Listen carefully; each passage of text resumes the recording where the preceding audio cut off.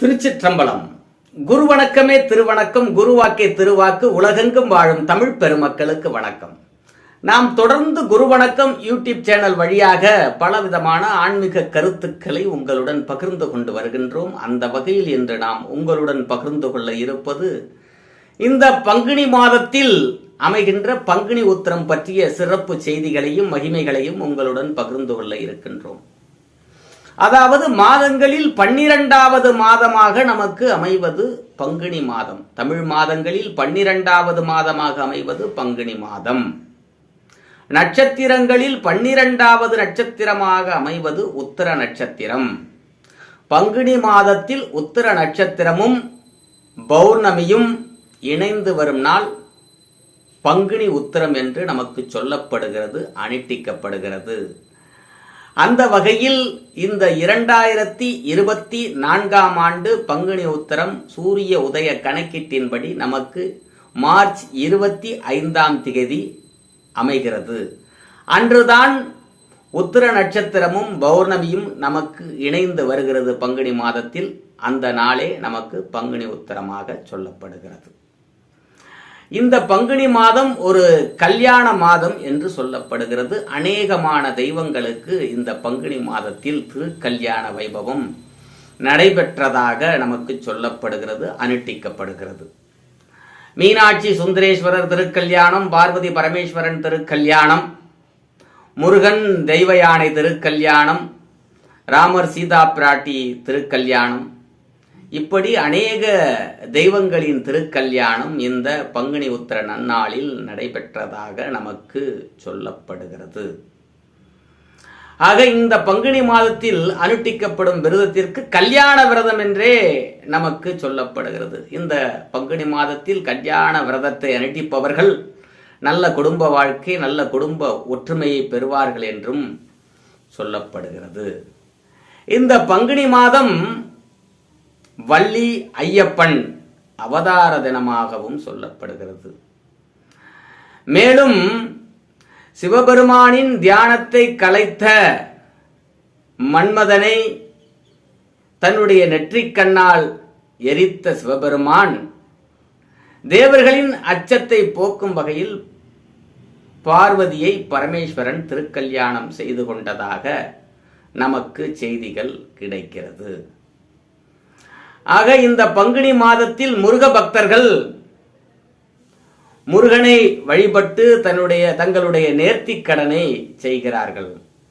அதாவது காவடி எடுத்தல், தேர் இழுத்தல், பால்குடம் எடுத்தல், அன்னதானம் செய்தல் போன்ற சிறப்பான நிகழ்வுகளை முருக பக்தர்கள் இந்த பங்குனி மாதத்தில் செய்து முருகப்பெருமானின் அருளை பெறுகிறார்கள்.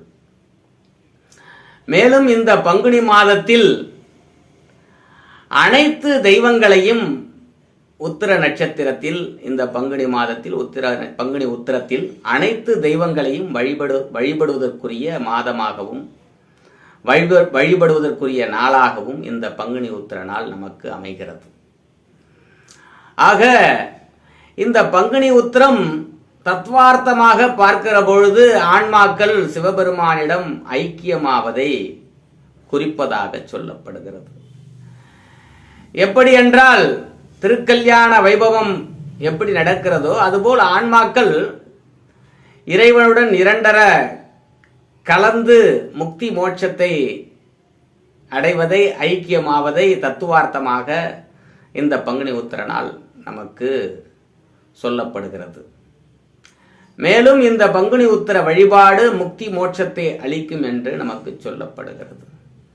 இந்த பங்குனி உத்திரம் ஆலயங்களில் பிரம்மோற்சவ விழாவாக 10 நாட்கள் நடைபெறுகிறது. உற்சவர் சிறப்பானதொரு முறையில் அலங்காரம் செய்யப்பட்டு திருவிதி உலா நிகழ்வுகள் எல்லாம் சிறப்பாக நடைபெறுகிறது. இந்த விழாவில் பக்தர்கள் கலந்து கொண்டு தங்களுடைய பிரார்த்தனையை செய்து வேண்டிய நற்பலனை பெறுகிறார்கள்.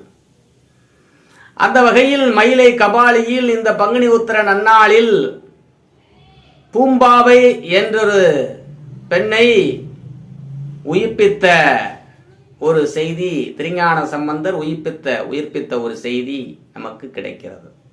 அதாவது எலும்பு சாம்பலில் இருந்து பூம்பாவை என்ற பெண்மணியை பதிகம் பாடி திருஞான சம்பந்தர் உயிர்ப்பித்தார் இந்த பங்குனி உத்தர நன்னாளில் கபாலீஸ்வரத்தில் என்று நமக்கு செய்திகள் கிடைக்கிறது. ஆக இந்த கபாலீஸ்வரர் திருக்கோவிலில் பங்குனி உத்தர பிரம்மோற்சவ விழா 10 நாட்கள் சிறப்பாக நடைபெறுகிறது. ஒவ்வொரு நாளும் உற்சவர் அலங்காரம் செய்யப்பட்டு திருவீதி விழா சிறப்பாக நடைபெறுகிறது. இப்படி இருக்கின்ற இந்த பங்குனி உத்தர விழாவை பக்தர்கள் அனுஷ்டித்து நல்லதொரு பலனை பெறலாம். ஆகவே அனைத்து தெய்வங்களையும் இந்த பங்குனி உத்தர நாள் வழிபடுவதற்கு ஏற்ற நாளாக அனைத்து தெய்வங்களையும் இந்த பங்குனி உத்தர நாள் வழிபடுவதற்கு ஏற்ற நாளாக அமைகிறது. ஆகவே ஆங்காங்கே ஆலயங்களில் ஆங்காங்கே உள்ள மரபின்படி திருவிழாக்கள் சிறப்பாக நடைபெறுகிறது.